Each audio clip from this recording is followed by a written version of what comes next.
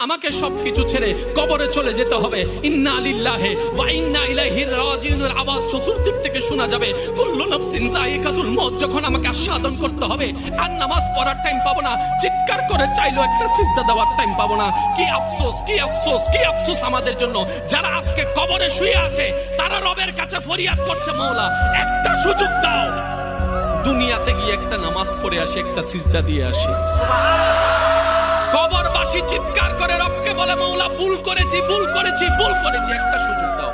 আবার দুনিয়ায় যাব মাওলা, হাজার ব্যবসা থাকুক আমি নামাজ ছাড়বো না, হাজার চাকরি থাকুক আমি নামাজ ছাড়বো না। মাওলা একটা সুযোগ দাও, একটা সুযোগ দাও, একটা সুযোগ দাও। মাটির নিচে যারা আছে তারা বলছে, আর মাটির উপর যারা আছে তারা বলছে, ভাই নামাজ তো পড়তে আয়। একজনে বলে যে কিভাবে আসবো, আমার প্যান্ট তো ঠিক নাই, আমার প্যান্টও ঠিক নাই, আমার শরীর তো পাক নাই, আমার কাপড় তো পাক নাই। আরেকজনে বলে আমি যদি নামাজে যাই দোকানটা এখন বন্ধ করে লসের টাকা